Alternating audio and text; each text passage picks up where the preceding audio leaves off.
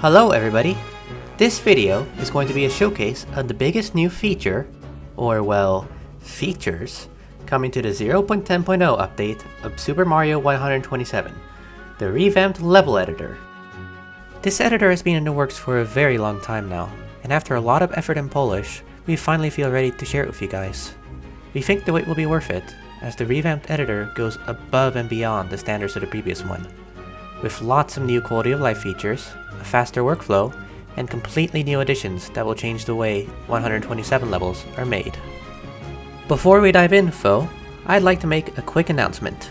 This version of the game that is being developed at the moment, 0.10.0, is the last major update we are developing prior to releasing the full game. This means there will be no 0.11, and that the update after this one will be the official release of Super Mario 127. With that being said, let's get right into the new features.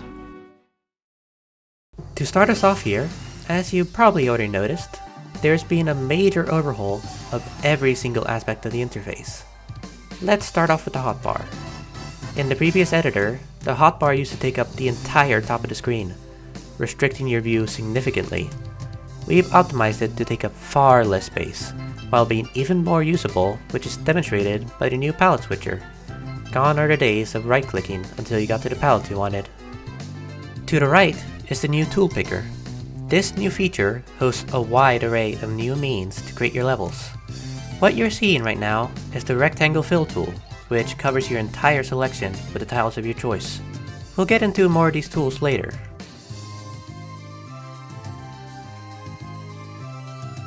Did you catch that?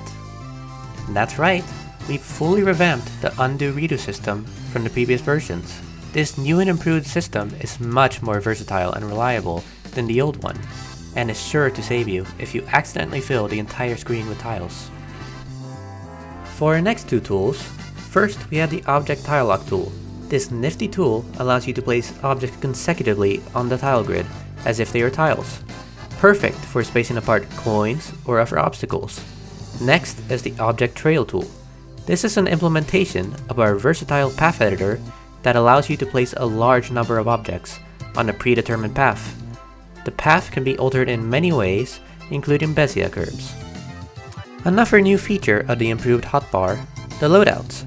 You gain access to not one, not two, but 4 hotbars, each fully customizable as if they are standalone.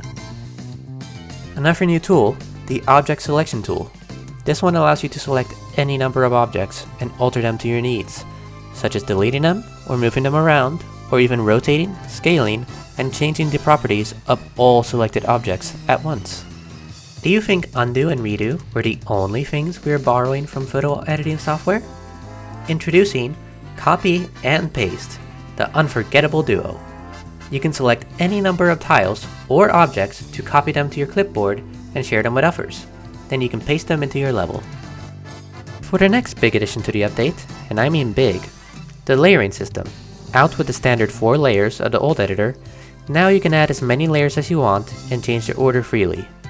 Each layer boasts a vast amount of editable properties, but one that stands out is the ability to create decoration layers that can have their parallax distance, that is, the illusion of objects and tiles far away or close to the camera, altered. Of course, this isn't the only aspect of the user interface we've updated. Every single window has been revamped to look much better. Here in the updated level settings menu, it is much easier to revise your level information using the text editing interface, which allows you to apply a variety of different stylizations to your text with minimal effort. Within this window, you can also add missions to your level. These are functionally the same as shines, and their settings can also be updated from within the shine settings. In this tab, you can see the improved property editor, which is similarly used to alter layer settings and object property settings. This next window is for area settings. In here, you can change your backgrounds and foregrounds, along with a new auto-scrolling feature that allows your background to move while you play, simulating the look of a flying airship, a rolling tank, or whatever you can dream up. Alongside this is an upgraded song selector that lets you see which songs you're selecting before you select them. Here's the new item picker window, which comes with an overhauled look and a lot of new ways to navigate it. These new categories, combined with an increased amount of items visible at once, make it much easier to find any item you're looking for. Alongside this, we've also added a search feature that allows you to fetch an item using its name. The next window is a new and improved Object Properties window. Each property is given its own space to shine, with enough freedom and versatility to not feel cramped, especially with the ability to resize the window to any size you want. The text editing tools from before are also present here, making dialogue and signs a breeze to create. Here's an example of the new layering system in action. By creating a new decoration layer in the foreground and filling it with tiles, we have a simple yet elegant overlay that takes very little effort to create. Have you looked at the solid color tiles and thought to yourself about how they make great tools for art? Have you ever wanted to create a perfectly angled ground, but the slope tiles were too limiting for you? Tile stamps solve these issues. With a click of a button, you can turn this little mushroom pixel art into an object. Using this feature, you can grant any collection of tiles the behavior of objects, which means you're able to freely move, rotate, and scale them as you can do with any other object, as well as being able to change their color. Finally, here's a playthrough of this little level we created in the new editor.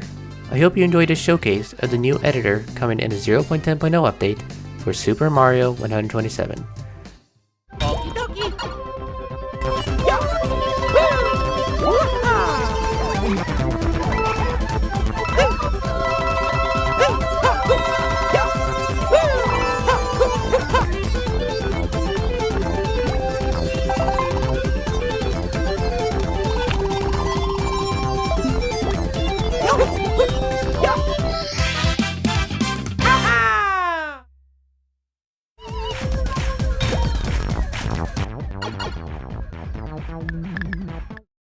You'll be able to get your hands on these new features and more in the near future. Stay tuned for more updates.